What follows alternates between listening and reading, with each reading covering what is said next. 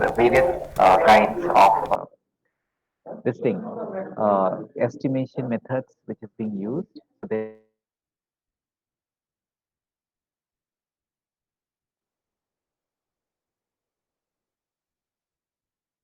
different kinds of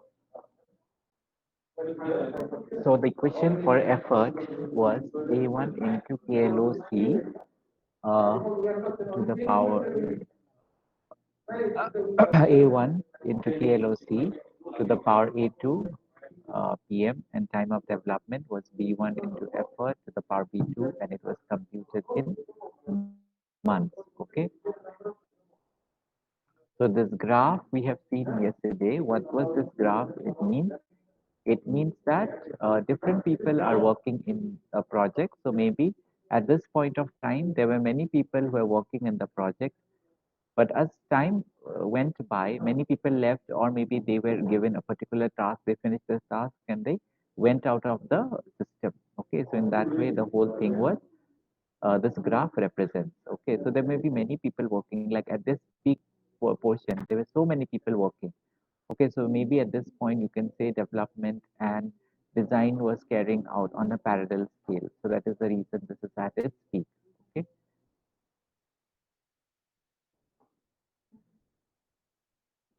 Now, estimation of of the effort and time development, because we had two parameters for the measurement. So again, it will be subdivided into three kinds. We know, right? There were three type of systems which one can develop: organic, semi-detached, and embedded. Okay. So similarly, the equation for all of these will be same 2.4 KLOC to the power 1015 PM. Then for effort, the values are same. That means these values are nothing but the constants. If you look here, these constants are computed by the system engineers. So if you look here in this constant, we are deriving from there only E1 into KLOC E2 of PM and time of development. But now we have categorized, okay, into three sections: organic, semi-detached, and embedded. So the same goes for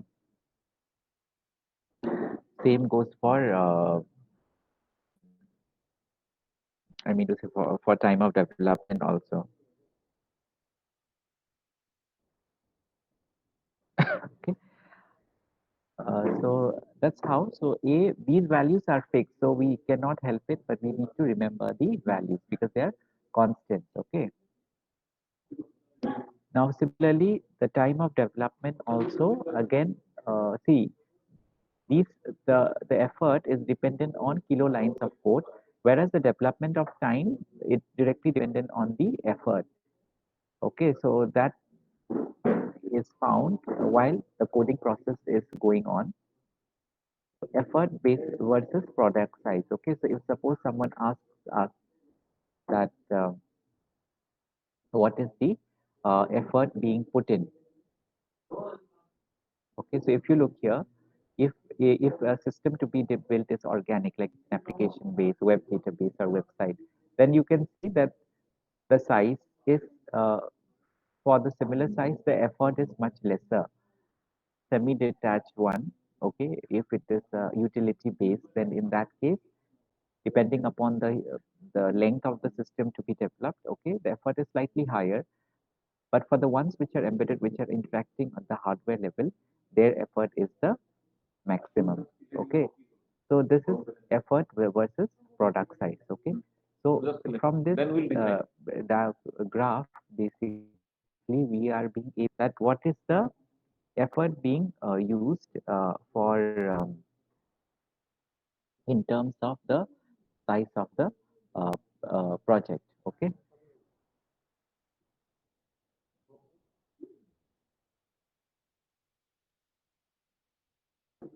And see how the graph is. So one graph representation was for the effort and the other one was for the time of development of making the system. So for one part, if you see for organic, okay, the size is same, but the development time required is pretty less as compared to semi-detached and embedded. Semi-detached is in between and embedded takes the maximum development time and more manpower. Okay, all everything will be more only. So this is an example of if suppose you are asked to compute the effort and the time development and the cost which is being incurred. So how will you do it? So suppose let's say this is an important question. Okay, so if you are being asked to do that, so you have to develop what kind of a software product. So software products are three kinds, right? Organic, it may be semi-detached or it may be embedded. So if suppose we are to assume that the size of an organic type uh, product, okay, has been estimated to have how many lines of kilo lines of code? 32,000 lines of code. So this will be 32 KLOC. That means kilo lines of code. Okay, because 1,000 represents 1 kilo. So this many lines of code. Average salary of the software engineers be how much? 15,000 per month. Okay. Determine the effort required to develop the product and also the development time. Okay. So let us see now what will be the effort required to develop. So what kind of software this is? This is organic. So for organic, we already have the equation. If one has to find for the organic, what is the effort required? It is 2.5 kilo lines of code, isn't it? To the power 1.05, okay? And for development time for organic, time of development is 2.5 effort. Once we have found effort, we will substitute here and then we can compute the uh, this thing, time of development. So look here, same thing, 2.4 and 1.05, these are constants, which is coming directly from the equation. What we are putting only the value of kilo lines of code. So what is kilo lines of code here? Here 32,000, that means 32 KLOC. So we are putting the value 32. Then we have to find 32 to the power 1.05. After we have found, we multiply with 2.4 and we get that 91. All right, per month. Okay, then nominal development time. How much amount of time will be required to make the system?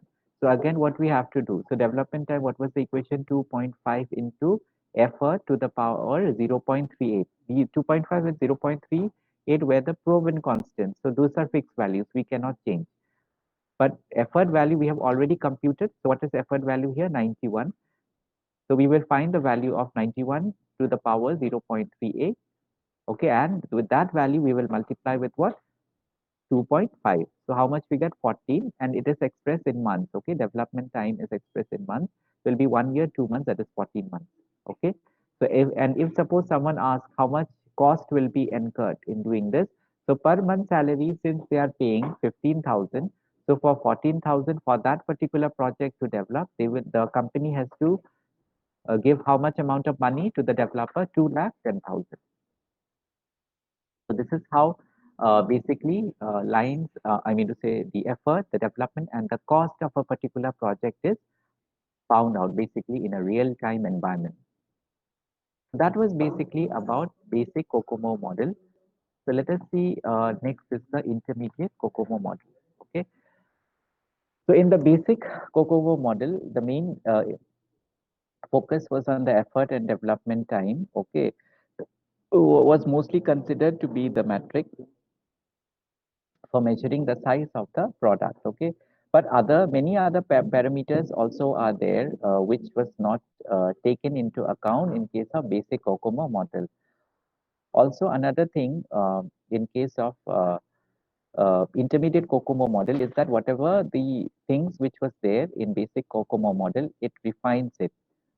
Okay, it refines it using it takes into account like what are the programming practices one is using, because every programming practices might be different in terms of the inbuilt libraries or the functionalities that might be there. Okay, so that will lessen the effort. Okay, suppose for example, if I'm coding a particular project in C, the same thing if I'm coding in Python or in maybe in Perl or in R, maybe the effort or the time of development may be different. Okay, so those considerations were not being made in the basic COCOMO model.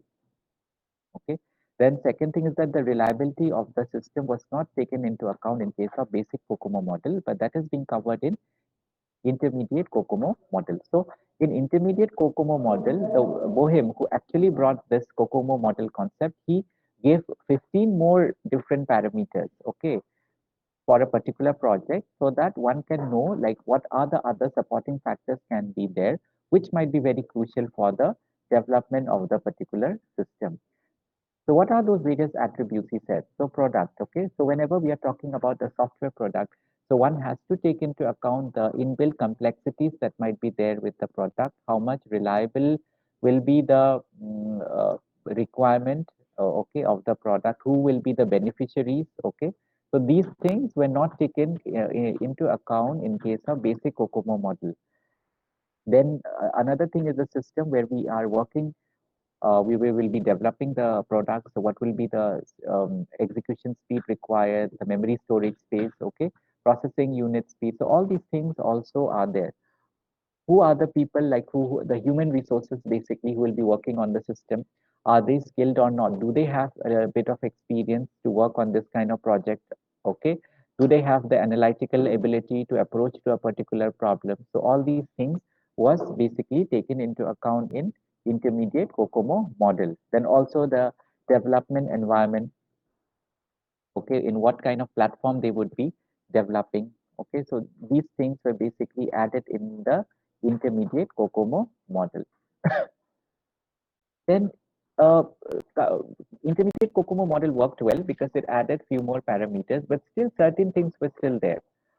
Okay, so that gave birth to another COCOMO model, that is the complete COCOMO model. Okay, so in case of the other two COCOMO model, the problem was that they were considering everything as a of entity. Okay, so then suppose for example a product might be working, maybe one section of the product may be completely application, but some sections of the product may be embedded. That means it might be working at the hardware level as well. Okay, so what do we do? So the product is very heterogeneous, isn't it?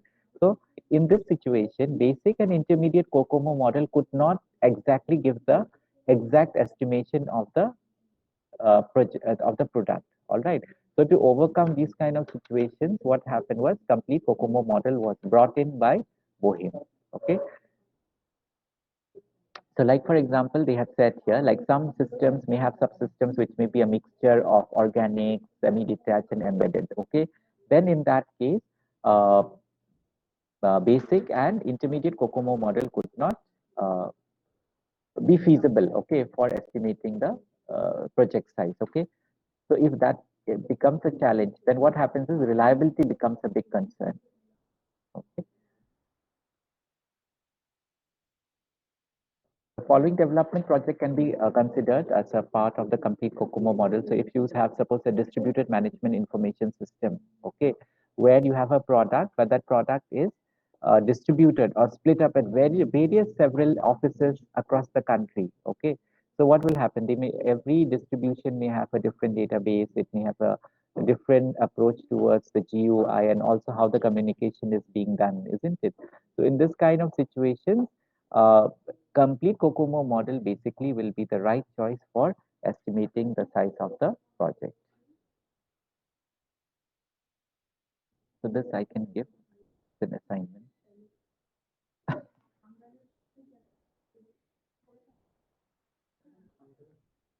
It means computer aided software engineering tool. Okay, so this term CASE is a more general term. Okay, basically we use it to say that how basically a system can be automated.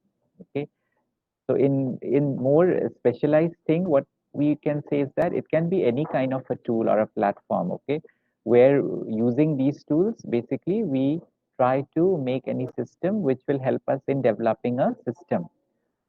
So many such tools may be available depending, like Eclipse is one of them, right, which helps us in coding different kind of languages. Okay, then Dreamweaver is one of them. So there may be different kind, okay, depending upon what we want to do. There may be tools for even making DFDs also online, okay, which makes us easier to make the flow of the diagram more elucidate. Okay, so many things might be there. Now the reasons for using the tool is that so that we can have more clarity, and if there is more clarity, the productivity of the entire system will be more. Okay, able to have more quality control is more, so that we can reason out like what will be the total cost incurred in making the system, so which will help us product in a more resourceful way. Individual case tools are useful. The true power of a tool set can be realized only when these tools are integrated in a common framework or environment. Very true. Like for example, there may be a tool where you can work in JSP, you can work in advanced Java, you can PHP, you can work in scripting languages also. So there are like a common environment, like Eclipse I said is one of them, which is heavily used for developing Android applications, isn't it? But others platforms are also there where you can use not only JSP, Java, you can use PHP also. Okay, so many NetBeans you can explore. Okay, that is one of them. So case tools are basically characterized by the stages of software development lifecycle. So what kind of tool you need? Okay, it will depend. So I spoke about only from the development point. But if suppose you have to make, let's say, a data dictionary also, there will be a tool available which is will be basically be used only for constructing data dictionary only. Okay, so it depends actually what you want to do, whether you want to do analysis and design any tools. So there will be some certain tool sets when if you want to do coding, then there will be a platform which will support multi-platform coding. Okay, but you need to identify the tool. Okay, which tool will be suitable for your purpose. So that you need to identify. So from the diagram, if you look here, what can be sense of a case, a computer-aided software environment. So there may be a central repository. So that repository, suppose you have a platform which is taking care of many things. You made a prototype of your product. You see, directly we cannot just make the product, isn't it? We have to build a kind of a skeletal or maybe a blueprint. So once you have developed, you have stored in some kind of a repository. Okay, what are the things required? Okay, how you are structuring the entire thing. So you will be representing that with a flow chart, with decision trees, isn't it? Many things are there, structured English. So all those information you are storing in the central in a certain repository. Okay, then again when you are producing any kind of report from the system, so that also has to be stored. Okay, all those things, document generation, okay, complete analysis, even coding also, the source codes. Okay, and what are the privileges shared by different project management team, all those things are being maintained by a repository. So this you can be a kind of a case environment. Okay, it's a kind complete environment where all these features are present. So a case environment helps the automation of step-by-step methodology. So as we said that it's not just only we are coding or we are testing, but right from the sketch, from the time when the project was conceptualized till the analysis and design was being carried out, till you have coded, you have tested and deployed. Okay, so a case environment should be very much holistic in nature. Okay, it should be an integrated collection of tools which will help you right from the time of inception till you have deployed it to the client side. Okay, so it's not only from the coding phase, but right from the beginning part. So if we have a kind of a case environment, so what can be the benefit? So a main benefit is that it is cost saving, because in one platform only we are having all the information of the phases. Okay, so it is seen that if suppose we have such kind of environment, then the effort is for making the system is reduced from 30 to 40% to the ones, if suppose how we code in general, isn't it? We don't have a kind of a goal or aim, no, we just start the coding. But here, since everything is done in one environment, so the effort is reduced because we have a clarity of what we want to do. Second thing is that it will help us to improve the quality of the project, because everything will have a kind of a blueprint. Okay, in what direction we are going, whatever objectives we have finalized in the beginning of the development, everything will be like taken care. The document has to be documented on a consistent level at every step. Okay, so that there is no kind of error, no redundancy is there. Okay, uh, case tools also help in balancing out the DFDs because that is one of the main challenge. And case tools actually have been a very kind of a revolutionary in IT industry. Okay, this may be a little bit tough to visualize because this is very from the industry centric point of view. Okay, so that may be one of the things. So there will be a consistency level of checking every time that whether we are making any mistake or not. Okay, so every time that thing is there.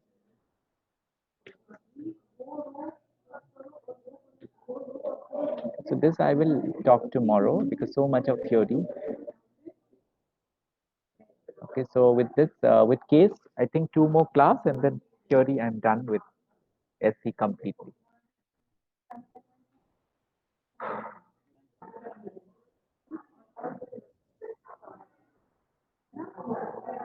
Okay then.